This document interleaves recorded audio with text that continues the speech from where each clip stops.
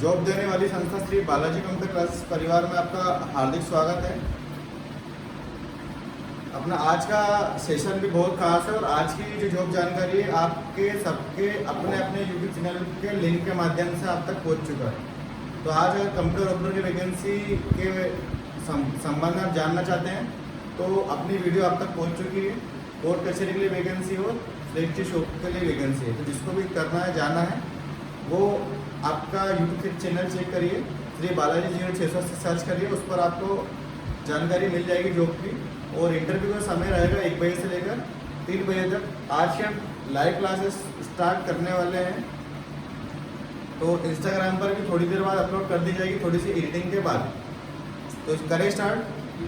चलिए, तो आज की जो क्लासेस है हमारी वो ज़मीन संबंधित कार्यों के लिए, ज़मीन का खरीदना बेचना, ये इस चीज़ को लेकर है। लेकिन ज़मीन किसके नाम पर है पहले ये पता होना चाहिए, खरीदने वाले को भी और बेचने वाले को भी। कई बार क्या होता है कि खरीदने वाला, जैसे मेरे सामने यही जो अपनी बिल्डिंग है, इसको मैं कह दूँ कि मैं इस बिल्डिंग को बेच रहा हूँ, लेकिन इसको पता कैसे चलेगा कि ज़मीन मेरी है या नहीं। इसको तो भाई बेच तो तब सकता हो ना जब तक मुझे पता चलेगा कि बिल्डिंग का मालिक मैं हूँ कि नहीं। या फिर आप जिस घर में रह रहे हैं, आपका अपना स्वयं का घर, जमीन या खेत, अगर उस पर मुझे कोई भी लोन लेना है, उसको बेचना है, उसको पता करना है। यह कोई भी व्यक्ति आएगा, जैसे अपने घर में कोई भी किराएदार रहता है, अगर वो अपने घर को बेचना चाहे, अगर अपन भी किसी घर में रह रहे हैं तो अपन किसी घर ऐसे ही बेच देंगे क्या, है ना। जब तक कि आप उसका नाम है किसके नाम पर जमीन है, तब तक हम, जब तक बेचने वाले के नाम पर पता नहीं चले कि जमीन इसके नाम पर ही है, जमीन का मालिक यही है, तब तक हम उस जमीन को ना तो खरीद सकते हैं ना ही बेच सकते हैं, है ना। उसका रिकॉर्ड या तो नगर पालिका में मिलेगा, सिटी वाले जो लोग हैं, शहर वाले, उनका जो रिकॉर्ड है कहाँ मिलेगा, नगर पालिका। और जो गांव में रह रहे हैं उन लोगों का काम कहाँ मिलेगा, पंचायत में, है ना। और अगर अपने को इन दोनों जगहों पर भी नहीं मिल पा रहा है, इससे पुराना और भी पुराने से पुराना चाहिए, तो ये हमारा मिलेगा कलेक्ट्रेट। कलेक्ट्रेट का होता है हर एक जिले में कलेक्ट्रेट होता है। जैसे हमारा जो राजगढ़ जिला है ना, उसका कलेक्ट्रेट ऑफिस कहाँ पर है, राजगढ़ में होती है ना। राजगढ़ में जिला कलेक्ट्रेट में अपना वहाँ पर कलेक्ट्रेट ऑफिस है, जहाँ पर कलेक्टर जहाँ पे बैठता है उसे बोलते हैं कलेक्ट्रेट ऑफिस। अब आप लोग जाति प्रमाण पत्र बनवाते होंगे। अब जाति प्रमाण पत्र बनवाते समय आपसे बोला जाता होगा भाई 1984 का रिकॉर्ड लेकर आइए, बोला जाता है क्या। ओबीसी वाले को बोला जाता है 1984 का रिकॉर्ड लेकर आओ, और जो SC या ST वाले हैं शायद उनसे बोला जाता है वो आप 1950 का रिकॉर्ड लेकर आइए, है ना। तो आप उसके संबंध में अपने घर के डॉक्यूमेंट लगा सकते हैं। आ रही है मेरी बात समझ में। अगर आपसे बोला जाता है कि 1984 का रिकॉर्ड लेकर आओ, तो 1984 रिकॉर्ड मतलब आपने, मैंने बोला था ना जब जाति प्रमाण पत्र जब आपको पढ़ाया था, तो उस दौरान आपसे बोला था कि उसमें जो पटवारी है वो आपको पैतृक बनाता है। दादाजी के बाद बेटा, बेटे के बाद बेटा, बेटा के बाद कितने बेटे हैं वो सब उसमें लिख कर देता है। तो अपनी जो भूमि 1984 में, तो वो अपने नाम पर तो नहीं होगी ना, अपने पिताजी के नाम पर होगी। किसके नाम पर होगी, दादाजी के या दादी के नाम पर। ऐसा ही होता है ना, या तो उनके पिताजी या उनके पिताजी के नाम पर होगी ना। तो अपने को ये पता होना चाहिए कि मेरी जो ज़मीन है, मेरा जो मकान है, वो मेरे दादाजी के नाम पर है। तो अपन लोग आज ये सीखेंगे, बस अपने को थोड़ी सी हिंट मिल जाए कि अपनी ज़मीन किसके नाम पर है ना। अपन नाम से पता लगा सकते हैं कि इस व्यक्ति के नाम पर ज़मीन है कि नहीं। अपन जब किसी व्यक्ति से खरीदेंगे ज़मीन, तो अपने को उसकी थोड़ी सी जानकारी भरने के बाद अगर वो कहता है कि मेरे नाम से ज़मीन उपलब्ध है यहाँ पर, तो उस ज़मीन की जानकारी पर निकाल सकते हैं। अगर उस व्यक्ति के नाम पर ज़मीन आ रही है तो वो मालिका नाम उसका है ज़मीन का, अपन चाहें तो उससे ज़मीन खरीद सकते हैं या अपन बेच सकते हैं, है ना। करें शुरुआत इसकी अपन, देखना। अब एक चीज़ समझ लो क्या होता है, खसरा, खतौनी ये उसे चीज समझ लो, तो फिर इसके बाद अपनी क्लास शुरू करेंगे।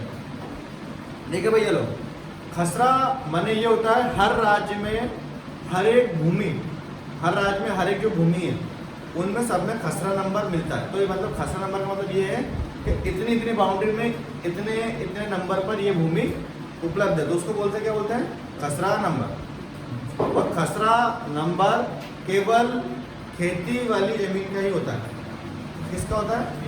खेती वाली जमीन का। कोई कितने बड़े एरिया में हो और हर एक खेत का अलग अलग खसरा नंबर होता है ना, है ना। और इसमें एक और चलती है खतौनी। तो खतौनी का मतलब ये होता है कि जो जमीन का खसरा नंबर है उस व्यक्ति का खतौनी में उस व्यक्ति का मालिकाना हक किसका है ना। खसरा माने जमीन का नंबर, खतौनी मतलब उसका मालिक। आ रही मेरी बात समझ में? तो इसमें खतौनी में ये लिखा रहता है कि मालिक कौन है, इसमें जमीन का बंधक तो नहीं करवाया, कितना ऋण लिया हुआ है, वो सब जानकारी आपको कहाँ मिल जाएगी? खतौनी, है ना। तो मैं आपको सिर्फ जानकारी दे रहा हूँ, मैं कोई पटवारी नहीं हूँ कि जिसमें आपको ज़मीन का मैं बता दूँ कितना कर्ज है, कितना क्या है, वो सब आपको दे, वो आपको समझ में कौन समझाएगा? पटवारी का। मैं सिर्फ जानकारी देखना बता दूंगा, तब खसरा कैसे देखोगे और खतौनी कैसे देखोगे, है ना। आ रही बात समझ में? और कितनी ज़मीन आपके नाम पर है, कितनी ज़मीन नहीं है, तो सिर्फ मैं जानकारी बता दूंगा। आपकी ज़मीन इस जिले में इतने बीघा जमीन है, मुझे एक्यूरेट भी नहीं पता क्योंकि मैं पटवारी नहीं, मुझे ज़्यादा इसका नॉलेज भी नहीं है। आ रही बात समझ में? इसके बाद में अगला जो जानकारी आपसे मैं बात करूं, अगली बात करेगा प्लॉट। एक क्या होता है? खसरा, खतौनी, और एक क्या होता है? प्लॉट।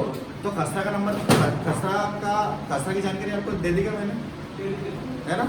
खतौनी की जानकारी दे दी मैंने, समझ गया अच्छे से खसरा और खतौनी क्या होता है। एक होता है प्लाट। खसरा तो खेत से संबंधित होता है, खतौनी उसके मालिक से संबंधित होती है, और प्लाट रहने की जगह, है ना। अगर मेरे पास 2 बीघा 3 बीघा का जमीन पड़ी है तो उसे मैं क्या बोलूंगा? खसरा। क्या बोलूंगा? खसरा, है ना। और मेरे पास थोड़ी ही जमीन है, ज्यादा नहीं, सिर्फ थोड़ी जगह जो रहने के लिए पर्याप्त है ना। 15 feet, 20 feet, 40 feet, 50 feet, 100 feet, इसको क्या बोलेंगे अपन? प्लाट। और बीघा वाली बात होती है 1 बीघा, 2 बीघा, 3 बीघा, 4 बीघा, तो किसमें चलेगी? खसरा में। खसरा मतलब खेत, है ना। और उसमें जो भी नंबरिंग चलती है उसे क्या बोलते हैं अपन? क्या क्या समझे अपन? खसरा समझ गए, खतौनी समझ गए ना। और एक क्या होता है? समझ गए मेरी बात? तीनों बात समझ में आ गई? चलिए अपन अब अपनी अगली बात रखते हैं। अगली बात आपकी क्या है? तो डालो हेडिंग अपनी अपनी कॉपियों में, जमीन के मालिक का कैसे पता लगाएं। जमीन के मालिक का कैसे पता लगाएं, है ना।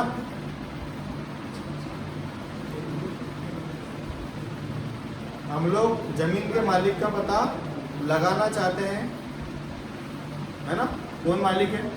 तो इसके लिखे सबसे पहले वेबसाइट, है ना। क्या लिखे? वेबसाइट। तो वेबसाइट को बोलते हैं अपन MP बुलेट। क्या बोलते हैं अपन? MP bullet. आप चाहें तो इंग्लिश में लिख लो, आप चाहो तो हिंदी में लिख लो। MP को अपन MP बोलेंगे और बुलेट को BHULEKH बुलेट, है ना। अब MP बुलेट क्यों बोला मैंने? MP मतलब मध्य प्रदेश। अपन मध्य प्रदेश के अलावा और भी भूमि निकालना चाहते हैं भाई, और भी जगह जमीन है ना। तो MP मतलब जब मुझे यूपी का निकालना हो तो यूपी बुलेट, महाराष्ट्र का निकालना हो तो महाराष्ट्र बुलेट, दिल्ली का निकालना हो तो दिल्ली बुलेट। 29 राज्यों के अलग अलग बुलेट वेबसाइट उपलब्ध है, तो आपको जिस जगह की निकालनी हो आप उस जगह की आप निकाल सकते हो। आ रही मेरी बात समझ में? आ रही ना। तो सबसे पहले हम लोग क्या करेंगे, इसमें आप लोग लिख लें ओपन द क्रोम, है ना। फिर क्या लिख ले? सर्च। क्या सर्च करेंगे हम? MP बुलेट, ये हमें सर्च करना है ना। क्या सर्च करना है? MP बुलेट हमें सर्च करना है ना। फिर क्लिक फर्स्ट वेबसाइट। क्या लिखा आपने? अपने को अभी मैं आपको नोट डाउन करवा रहा हूँ, है ना। Click first website. आ रही बात समझ में? हमें फिर भू अभिलेख पे क्लिक करना है। किस पर? आप लोग लिख पा रहे हैं कि क्या क्लिक करना है? सबसे पहले ओपन द क्रोम, क्रोम को ओपन करना है ना। फिर क्लिक फर्स्ट वेबसाइट पर क्लिक करना है। जैसे आप फर्स्ट वेबसाइट पर क्लिक करते हैं आपको भू अभिलेख पर क्लिक करना है। वहां पर आपको आपकी बेसिक जानकारी भरना है। वो क्या जानकारी भरना है? वो अपन कंप्यूटर। सबसे पहले हमें हमारा ब्राउज़र ओपन कर लेना है, Chrome browser. Chrome browser open करने के बाद हमने अभी जस्ट लिखा है MP भूलेगा, हमें सर्च करना है। तो MP भूलेगा हम जल्दी से सर्च कर लेते हैं। ये MP भूलेगा हमने जैसे सर्च किया हमारे सर्च में आ गया है और हमें इसको क्लिक करना है। मध्य प्रदेश पर हमें क्लिक करना है, पहली वेबसाइट पर जैसे हम हमेशा क्लिक करते हैं। अब पहला वाला ऑप्शन आपको दिख रहा होगा, भू अभिलेख पर जाकर क्लिक करना है। और इसमें हमारे सामने यस और नो का ऑप्शन आया। अगर हमारे पास कोई पर्टिकुलर कोई आईडी नहीं है, कोई भी आईडी हमारे पास नहीं है, तो हम लोग यस पे क्लिक करेंगे। और अगर हमारे पास कोई आईडी है, जैसे RCMS पोर्टल की इसमें गवर्नमेंट आईडी मिलती है जो सिर्फ पटवारियों के पास होती है या फिर कलेक्ट्रेट के पास होती है, या फिर ज़मीन से जुड़े जो अधिकारी हैं सबके पास अपनी अपनी पर्सनल आईडी दी गई होती है उन्हें। तो हमारे पास अभी कुछ भी नहीं है, तो हम यस पे क्लिक कर देते हैं। अब जैसे हम यस पे क्लिक करते हैं, ये हमारे सामने कुछ बेसिक जानकारी आ गई है, तो हम लोग अपने हिसाब से भर लेते हैं। पहले वाले में क्या मांगा जा रहा है हमसे? अगर हमारे पास कोई भूभाग की पहले से कोई आईडी है हमारे पास तो हम क्लिक करेंगे, और नहीं है तो फिर हम लोग क्या करेंगे? उस पर हम क्लिक नहीं करेंगे, उसको छोड़ देंगे। अगले वाले पर क्या लिखा है? UN number. ये हमारे पास कुछ भी है क्या? ये भी नहीं है हमारे पास। अगला कुछ है? कुछ भी नहीं है हमारे पास। अब हमारे पास जो जानकारी हम लोग वो भर देते हैं। लेकिन ध्यान रहे हमारे पास जो स्टार वाला है वो तो भरना कंपलसरी है, उसके बिना हम लोग नहीं भर सकते। आ रही बात समझ में? तो जिले, हमारा जो भी जिला है, तो जिला हमारा राजगढ़ है, तो हम लोग राजगढ़ ढूंढते हैं। राजगढ़ पे क्लिक करा हमने। अब हमारा पास तहसील पूछ रहा है, तो तहसील हमारी ब्यावरा है, तो हम लोग ब्यावरा पे ढूंढेंगे। लेकिन ध्यान रहे, है ना, अभी छोड़ो, आगे देखते हैं अपन। गांव, अब गांव में हमारा जो भी गांव लगता है तहसील ब्यावरा में, वो गांव आपको लिखना है। वो अगर हम करंट ब्यावरा की जानकारी देखना चाहते हैं, ब्यावरा वाले ब्यावरा की जानकारी देखना चाहते हैं, तो उनकी जानकारी खास ब्यावरा में मिलेगी। इसमें 2 ब्यावरा है। ब्यावरा में, ब्यावरा के अलावा जितने भी गाँव हैं, जितने भी A to Z सब गाँव का नाम मिल जाएंगे। लेकिन हमें करंट ब्यावरा की जानकारी देखना है। किसकी? करंट ब्यावरा की जानकारी हमें देखना है, तो हमें किस पर क्लिक करना पड़ेगा? खास ब्यावरा। खास ब्यावरा हमें सर्च करना पड़ेगा। तो हम लोग इसमें हमारे हिसाब से कोई भी व्यक्ति का नाम देख लेते हैं। आ से लेकर 11 तक, अनाराम में आ से लेकर 11 तक इसमें जितने व्यक्ति नाम आ सकते हैं सभी का विवरण इसमें दिया हुआ है। लेकिन आपको अपने घर पर पूछना पड़ेगा कि अपनी ज़मीन किसके नाम पर है। अगर पिताजी के नाम पर है तो पिताजी का नाम जैसे मोहन है, तो मोहन वाले पर हमें माँ वाले पे जाना पड़ेगा, माँ वाले पर भी मोहन पे जाना पड़ेगा, मोहन पे जाना पड़ेगा। मोहन, इसमें जितने भी मोहन है पूरे राजगढ़ तहसील में सब तरह के मोहन निकलेगा। मोहन के बाद पिताजी का नाम देखना है कि पिताजी का नाम क्या है। हो सकता है 5-10 मोहन निकले, 50 मोहन निकले, लेकिन पिताजी का नाम देखना है। पिताजी का नाम भी सेम निकल सकता है, तो उसमें हमें देखना है कि मोहल्ला कौन सा है ना। तो नाम और पिताजी के नाम से हम उसका विवरण अपन देख सकते हैं। तो इसमें हम कोई से भी देख लें, कोई व्यक्ति का नाम देख लें। यहाँ पर आपको अपना जानकारी देखना, तो अपने वाले पे जाकर क्लिक करेंगे। हम लोग किसी पर भी जाकर क्लिक कर देते, हम इसी पर क्लिक कर दिए, हमारे सामने दिया हुआ है। तो हम जो भी नाम आ रहा है, हम वो गाँव का नाम से यहाँ पर हम सिलेक्ट करें। हम पर्टिकुलर किसी का देख नहीं रहे हैं, तो आपको अपना देखना है तो अपना गांव सेलेक्ट करेंगे। हमारे पास जो भी गांव हाथ में आ रहा है हमने उस पर क्लिक कर दिया। अब हम लोग भूस्वामी देखना चाहते हैं। भूस्वामी मतलब भूमि का मालिक। और हम लोग देखना चाहते हैं खसरा संख्या, खसरा का नंबर मैंने बता ही दिया। खसरा मतलब जमीन संख्या के हिसाब से देखना चाहते हैं। या फिर हमें क्या दिया है? प्लॉट संख्या। प्लॉट मतलब खाली भूमि। आ रही बात समझ में? तो हम लोग भूस्वामी के नाम से देखना चाहते हैं, तो उस पर क्लिक करेंगे और हमें ये भूस्वामी के नाम आ जाएंगे। आ रही मेरी बात समझ में? अगर हमारे पास खसरा संख्या है तो खसरा संख्या पर क्लिक कर दें, डायरेक्ट खसरा संख्या डालो और अपना प्लाट एक बार में निकल जाएगा। हमारे पास खसरा संख्या है तो। अगर हमारे पास प्लाट संख्या, तो प्लाट संख्या के नाम से हम देख सकते हैं, पर हमारे पास दोनों ही नहीं है। भूस्वामी का नाम देखना पड़ेगा, तो भूस्वामी हमारे पास जो भी दिख रहा है हम उस पर क्लिक कर देंगे। देखो पहले वाले पर नाम दिया, फिर दूसरे पिताजी का नाम दिया है क्या? बस कुछ नहीं करना, कैप्चर कोड हमें भर देना है। कैप्चर कोड हमारे सामने जो भी आ रहा है, सॉरी प्लाट संख्या हमारे सामने जो भी है, प्लाट संख्या हम उसमें लिख देते हैं। तो कोई भी प्लाट संख्या हमारे सामने आ रही है उस पर हम क्लिक कर दीजिए। अगर उस पर स्टार लगा हो तो स्टार वाले नंबर को, स्टार वाले कॉलम को हमें भरना कंपलसरी है ही सही। आपको ये बात मैंने पहले ही बता दी। अब हमारे सामने इसमें जिस स्टार हमने वो सब भर दिए, बिना स्टार वालों को आप छोड़ सकते हैं, नहीं तो कोई बात नहीं है। आ रही बात समझ में? अब इसके बाद हम क्या करें, कैप्चर कोड इसमें भर लेंगे। कैप्चर कोड हमारा जो भी है वो भर लेते हैं और अब इसमें क्या करें, सर्च पे क्लिक करें।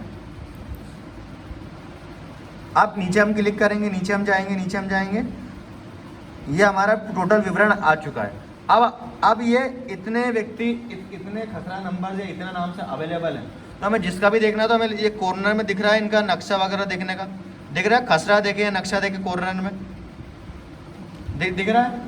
अगर हमें भूमि देखना है इनके तो खसरा पे क्लिक करेंगे, और हमें इनका नक्शा देखना है तो नक्शे पे क्लिक करेंगे। तो फिलहाल हम खसरे पे क्लिक करें। खसरे पर हम जैसे क्लिक करेंगे तो इनकी टोटल जानकारी मेरे सामने आ गई है कि इनके कितनी भूमि है, क्या कहाँ भूमि है, टोटल जानकारी हमारे सामने आ गई है। तो हम लोग इनकी जानकारी अपन देख सकते हैं। टोटल ज़मीनें भी, गांव भी आ गए, ज़मीन भी आ गई। अब इसके टोटल विवरण जानकारी आपको पटवारी देगा। पटवारी आपको समझाएगा कि भाई इसमें इतनी भूमि इनके नाम पर है, इतना कर्जा है, इतनी ज़मीन है, इतना लैंड है, इनने इतना उधार लिया, इतने जगह पर बाउंड्री है, वो सब मेरे को नहीं पता। आपको बस जानकारी देखना बता दी। इसमें हम लोग बस इतना देख सकते हैं कि ज़मीन किसके नाम पर है, कौन से तहसील में और कौन से गाँव पर उपलब्ध है। आ रही मेरी बात समझ में? अगर हमें हिंदी में देखना है, हिंदी में क्लिक करेंगे, और हमें इंग्लिश में देखना है तो हमें इंग्लिश में जाने के लिए हम इंग्लिश पे क्लिक करेंगे। दिख रहा है सबको इंग्लिश पे, हम इस पर क्लिक कर देंगे। आ रही मेरी बात जानकारी समझ में? कोई समस्या? देख लोगे अपने अपनी भूमि। और सिटी वाले किस पर देखेंगे जाकर? खास ब्यौरा। किस पर देखेंगे? खास ब्यौरा। जमीन को खरीदना हो या जमीन को बेचना हो तो आप सबसे पहले इस पर जाकर क्लिक करेंगे, उसके बाद ही आप नया काम चालू करेंगे। आ रही मेरी बात समझ में? अगर इसमें जानकारी उसकी उपलब्ध है, आ रही है, तो ही आप उसको ज़मीन खरीदोगे, और नहीं तो आप नहीं खरीदोगे। अगर आप खेत खरीद रहे हैं तो उसी खतौनी जाकर जरूर चेक। भूमि का नक्शा हम लोग देखने वाले थे, नक्शे पर देख लेते हैं।